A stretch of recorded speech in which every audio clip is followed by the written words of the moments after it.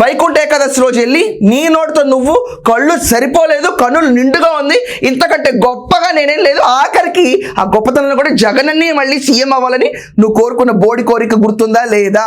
రెండు కళ్ళు సరిపోవు. ఈరోజు స్వామిని చూస్తుంటే టెంపుల్ మొత్తం అలంకరణ కానీ, సీరియల్ లైట్స్ కానీ, ఫ్లవర్స్ కానీ, లోపల వెళ్ళినప్పుడు స్వామి వారిని అలంకరించిన తీరు కానీ, సో ఆ వైబే చాలా డిఫరెంట్ గా ఉంది. జగనన్న తొందరగా ముఖ్యమంత్రి అయ్యి రాష్ట్రం మళ్లీ బాగుండాలని మనస్ఫూర్తిగా కోరుకుంటున్నాను. రాష్ట్రం అంతటా ఇదా నువ్వు కోరుకున్న కోరిక అని కూడా అన్నారు చాలా మంది, గుర్తుందా?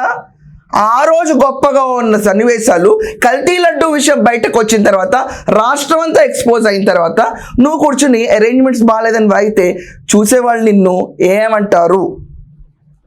అర్థం ఉందా రోజా నువ్వు చెప్పేదానికి? మీరు ఎగవ పనులు చేస్తారు, భగవంతుడిని అగౌరవపరుస్తారు. ప్రజలేం పిచ్చోళ్ళు కాదు, ప్రజలు మొత్తం చూస్తున్నారు. లిటరలీ మీ ఎంటిటీ అనేది కొలాప్స్ అవుతుంది. It is nothing but a collapsing moment. అసలు వైసీపీకి దమ్ము ధైర్యం ఉంటే జగన్మోహన్ రెడ్డి అసెంబ్లీకి వెళ్ళాలి. ఇచ్చిన 5 నిమిషాల్లో ఒక్కడున్న రూలింగ్ పార్టీని కడిగేయాలి. దమ్ముంటే కడిగేయాలి. ఇతను కడిగిన ముచ్చుల్లా బయటకు రావాలి. అడుగు పెట్టడానికే భయస్తుడు నుంచుంటాడు ఇలా.